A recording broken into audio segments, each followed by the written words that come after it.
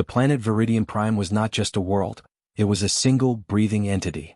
Every root, every leaf, and every microscopic spore was part of a vast, interconnected neural network known to the local Sylvari as the Great Song. To the rest of the galaxy, Viridian-Prime was a biological miracle, a planet where the ecosystem was so perfectly balanced that the flora acted as a defensive immune system. If you stepped on a blade of grass, the forest felt it.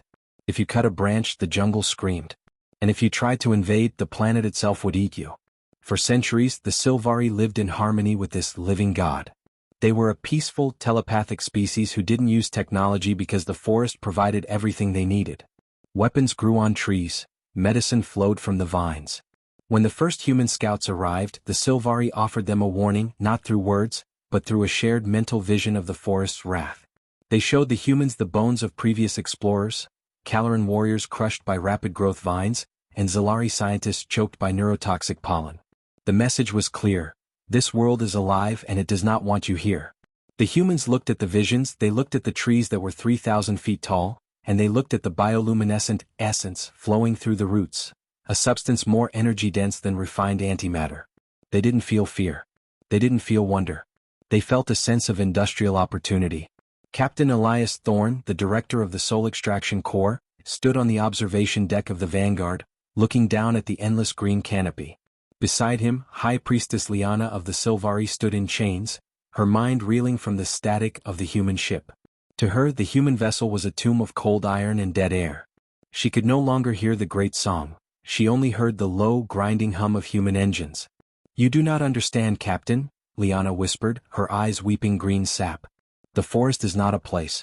It is a soul. If you strike it, it will strike back with a fury you cannot imagine. The ground will open, the air will turn to poison, and the trees themselves will hunt you." Thorne took a slow drag from a synthetic cigar, blowing a cloud of acrid smoke against the glass. "That's the difference between your people and mine, priestess. You see a soul. You see a god. You see something you have to worship and protect. When I look at that forest, I don't see any of that."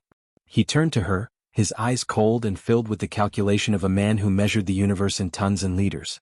"I see 1 billion cubic meters of high-density cellulose. I see 1 trillion gallons of high-grade biofuel. And I see a land clearance project that's 3 weeks behind schedule. Your forest isn't a god, Liana. It's inventory." Thorne pressed a button on his console. "Initiate the Scorched Earth Protocol. Send in the World Eaters." The invasion of Viridian-Prime did not begin with soldiers or bombs. It began with the Scourge, a fleet of massive, blocky landing craft that looked like industrial furnaces with wings. They didn't land in clearings. They dropped directly onto the canopy, their sheer weight crushing the ancient trees like matchsticks. As they touched the ground, the Forest Eater units deployed. These were not tanks. They were mobile factories. Each Forest Eater was a 6-story tall machine of jagged steel and rotating blades. At the front, massive thermal saws, spinning at 10,000 RPM and glowing with white-hot plasma, began to move. They didn't just cut, they incinerated. The saws turned the sacred wood of Viridian-Prime into fine ash and charcoal in a split second, clearing a path 100 meters wide. The forest reacted instantly. The great song turned into a great scream. The ground shook as roots as thick as buildings surged upward, coiling around the Forest Eaters like constrictor snakes. Vines covered in razor-sharp thorns lashed out, trying to pierce the human armor. The air became thick with a green, glowing fog, a neurotoxic spore cloud that could melt the lungs of any biological creature in seconds.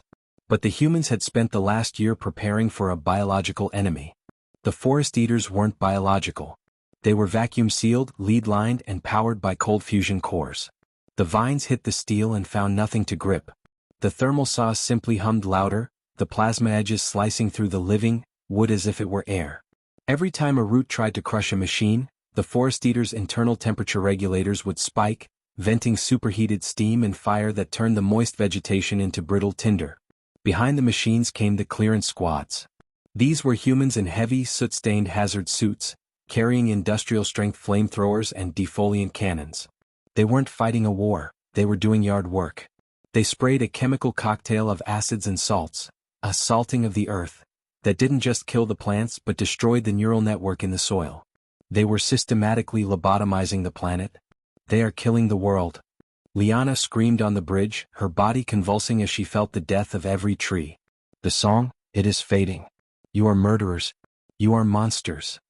Thorn watched the holographic display. He watched as the green of the map was slowly replaced by the gray of cleared zones. He watched the efficiency bars rise. We're not monsters, Liana.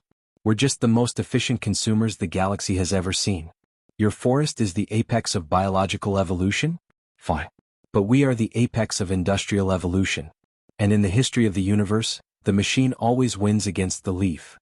The forest, in a final desperate act of survival, manifested its immune system.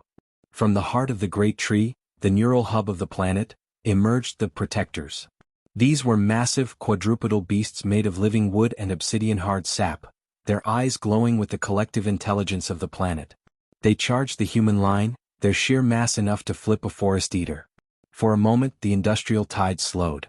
The beasts tore through the metal, their organic strength surprising the human operators. One forest eater was pulled down, its saws grinding to a halt as the protectors tore into the engine room. Thorn didn't panic. He didn't even call for reinforcements. He simply looked at his chief engineer. The timber is resisting. Increase the atmospheric carbon levels. And activate the sap siphons. From the vanguard, dozens of heavy-duty harpoons were launched. They weren't aimed at the beasts, they were aimed at the great tree itself. The harpoons pierced the glowing bark, and massive pumps began to hum. The humans weren't just killing the forest anymore, they were drinking it. They were siphoning the essence, the very life force of the planet, directly out of the central nervous system. The effect was immediate. The protectors stumbled. Their wooden limbs grew brittle. The glow in their eyes faded from a vibrant emerald to a sickly, pale yellow. The great song didn't just scream now, it whimpered. The forest eaters pushed forward again. The saws didn't just clear the path, they were now equipped with mulching bins that collected the wood and processed it on the spot. The soul of Viridian-Prime was being converted into fuel pellets and structural timber before it even stopped twitching. This is the industrial scourge. Humans are the only species that looks at a biological paradise and sees a supply chain. We don't fear the angry nature because we have spent our entire history turning nature into products. We turned the wolves into dogs, the forests into cities, and the lightning into light bulbs. Viridian-Prime wasn't an enemy, it was just a raw material that hadn't been harvested yet. By the end of the month, the great tree was a blackened, hollowed-out husk.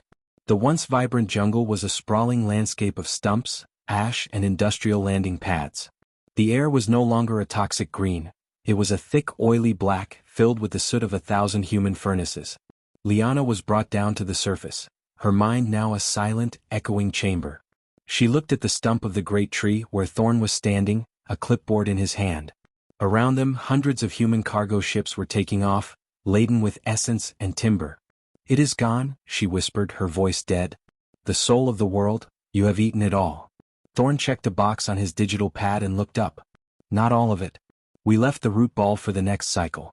In 50 years this place will be covered in shrubs again. And we'll be back to harvest those too." He looked around at the gray, smoking wasteland his people had created. To Liana it was a graveyard. To Thorn it was a successful fiscal quarter. "Your world was beautiful, priestess." "Really? But beauty doesn't build warp drives. Efficiency does." The soul extraction core moved on to the next system, leaving behind a managed world. The Sylvari were relocated to biopreserve habitats, glass domes filled with synthetic oxygen and plastic trees, where they could sing their songs to a silent sky. The Galactic Council's new entry on human planetary acquisition was a chilling summary of Saga 9. Advisory: do not attempt to use biological or ecological defenses against human industrial expansion. Humans do not view a planet as a sovereign entity, but as a resource node. They do not fight nature, they harvest it. They will dismantle a sacred ecosystem with the same cold efficiency as an old car. Against humans, a living world is merely a stockpile of biomatter waiting to be processed. If your planet has a soul, make sure it's not flammable. Humanity had proven the ultimate industrial HFY truth. The universe is full of gods, spirits, and ancient wonders. But as long as humanity has a furnace that needs fuel, nothing is sacred. We are the ones who pave the stars. We are the ones who turn the green into gray. And in the end, the great song always ends with the sound of a chainsaw. This has been Apex Sci-Fi. Keep the smokestacks burning. If you enjoyed this industrial conquest of the living forest, hit that like button. Comment below. If you had to choose between a biological paradise or a high-tech starship, which would you pick? Subscribe for the next conquest of Saga 9, the Static Souls. The forest is quiet. The bins are full.